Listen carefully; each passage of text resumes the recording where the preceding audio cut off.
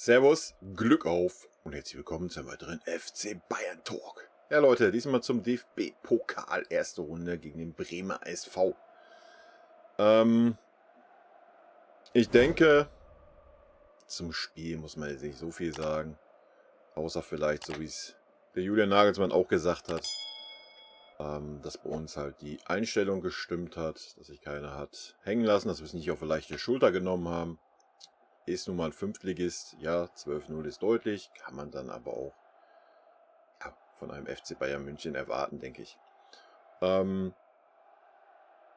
gesagt, wichtig war, dass so der eine oder andere vielleicht ein bisschen, trotz dass es ein Fünftligist war, Selbstvertrauen mitgenommen hat. Auf jeden Fall mal ein paar Minuten bekommen haben. So eine Topstars wie Bunazar und so weiter, Michael Cusson und so. Haben ja sogar alle noch ein Tor geschossen, also von daher ist es vielleicht gar nicht so schlecht. Aber ansonsten darf man das natürlich nicht zu hoch hängen. Ja, ein Fünftligist ist ein Fünftligist. Den muss man als Champions League-Anwärter oder als Champions League Minimal Halbfinalist dann auch mal 12-0 weghauen. Nichtsdestotrotz schmeißen wir mal einen Blick in die Statistiken, bevor ich da noch ein paar Sachen ansprechen möchte. Ja, 12-0. Choupo-Moting hatte einen guten Tag, guten Abend. Ballbesitz 32:68. Hätte man auch noch ein bisschen höher erwarten können. Also Bremer SV hat es gar nicht so schlecht gemacht. Fouls, bla, Zweikämpfe 47:52. Wie man sieht, haben sie gut dagegen gehalten. Schüsse insgesamt 7:37. Schüsse aufs Tor 1:21. Ecken 4:9. Flanken 7:14. Gewonnene Zweikämpfe Saar 10, Musala 7, Richards 7. Ballkontakte 92 Richards, Tolisso 92, Saar 90. Sportwohl interessiert uns nicht wirklich. Torschussvorlagen Sané 7, Choupo-Moting 5, Musala 4. Und Schüsse insgesamt Tolisso 9, Choupo 7, Musala 5. So viel einfach mal. Ja, der Statistik wegen kurz eingeblendet. Ja, wie gesagt, wir müssen da jetzt nicht das Spiel analysieren oder irgendwelche Noten verteilen. Also gegen Fünftligist ist das, denke ich, nicht nötig und das, was wir gesehen haben, war zu erwarten. Weil wir können ein bisschen auf die Spieler eingehen, auf den einen oder anderen. Nianzou, ja, viel Licht, aber auch ein bisschen Schatten gegen Fünftligist. Ist dann schwierig zu sagen. Ich bringe ihn dann am Wochenende gegen Hertha.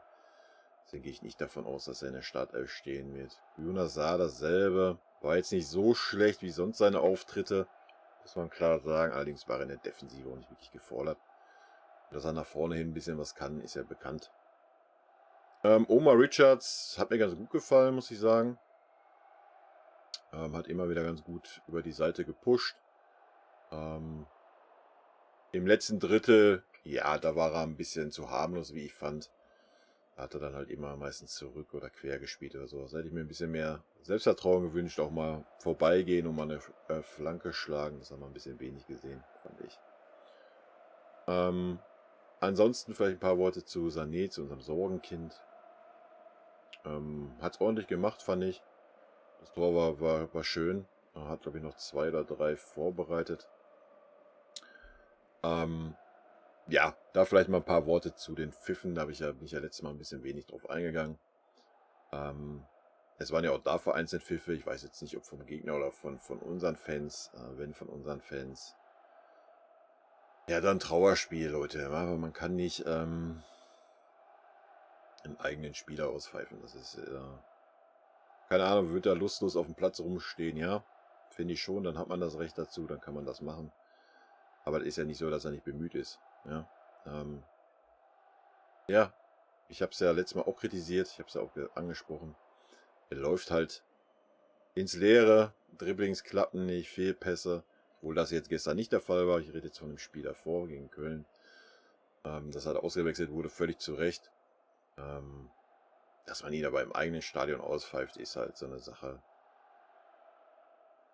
Ja, muss man als echter Fan, finde ich, nicht tun. Punkt. Ja, wenn man da so ein Stadiontourist ist, tut man das vielleicht, ja. Hat man ja auch an der Stimmung gemerkt, gerade erste Halbzeit war ja gar keine Stimmung bei uns gegen Köln. Das habe ich auch vergessen gehabt, in meinem Video anzusprechen, deswegen kann ich das Thema machen. Weil hier müssen wir nicht groß auf das Spiel eingehen. Die Stimmung war nicht vorhanden erste Halbzeit, es war ein Trauerspiel.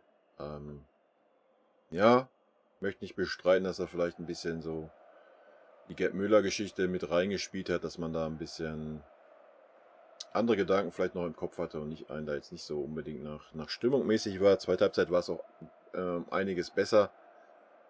Aber trotzdem merkt man halt bei uns, bei 20.000 Zuschauern, ja, dass da 3/4 halt irgendwelche Stadiontouristen sind. Zumindest gefühlt, ja.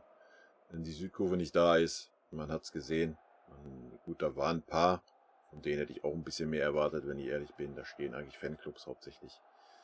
Da kann mal ein bisschen was kommen, aber ich war auch schon oft genug in München. Ich weiß, auch Südkurve oder Nordkurve stehen auch Fanclubs. Da kommt halt auch nichts. Ja, wenn die Ultras da nicht irgendwie Attacke machen und die mit animieren, passiert da relativ wenig. Das ist ein bisschen traurig. Warum, wieso das so ist, kann ich euch nicht sagen. Aber da muss man sich als FC Bayern-Fan nichts vormachen. Ja, also, wenn man das mal vergleicht, egal mit welchem Spiel vorher in der Bundesliga, da war in jedem Stadion die Stimmung besser wie bei uns in der ersten Halbzeit. Das muss man mal ganz klar so sagen. Ja, wie gesagt, das Auspfeifen eines eigenen Spielers, erst recht im eigenen Stadion, gehört sich nicht. Ja, definitiv nicht. Klar kann man mal seinen Unmut äußern. Wie gesagt, wenn er da irgendwie keinen Einsatz zeigen würde oder sowas, ja, wo es dann auch noch grenzwertig ist. Ja, mein Gott, das sind alles Menschen, das darf man nicht vergessen. Und man weiß nicht, woran es liegt. Ja, man weiß es nicht. Es ist ja nicht so, dass es sich keine Mühe gibt, auch gegen Köln. Er ist gerannt, hat alles versucht. Er hat halt einfach Scheiße am Fuß gehabt. Muss man einfach so sagen, ja. Ich habe es ja in dem Video gesagt, kein Pass kam gefühlt an, kein Dribbling gewonnen, nicht ein Zweikampf. War schwierig anzusehen, ihn dann noch auszupfeifen. Ich meine, er weiß selber, dass es nichts war. Ja, er wurde zur Halbzeit ausgewechselt, was schon Strafe genug ist, meines Erachtens. Ja, fand ich nicht gut. Und jetzt im Pokalspiel war es einfach.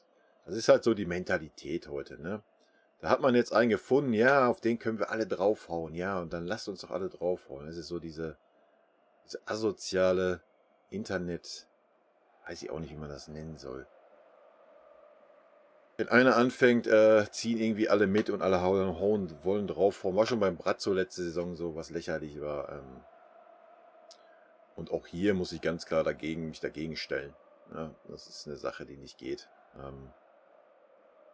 Erst recht nicht jetzt im Spiel danach. Ja, da war nichts schlecht vom Sané. Ja, er hat mal ein, zwei Bälle nicht richtig angenommen, hat die ein bisschen verstolpert, hat trotzdem noch den Ball wieder reingehauen und hat das Tor vorbereitet.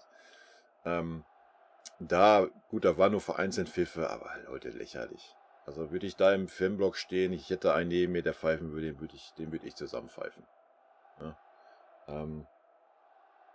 Wie gesagt, das ist ein 25-jähriger Mensch. Ja, das darf man immer alles nicht vergessen. Klar verdienen die ohne Ende Kohle. Klar kannst du dann sagen, ja, die verdienen so viel Geld, müssen die das aushalten. Ja, nein.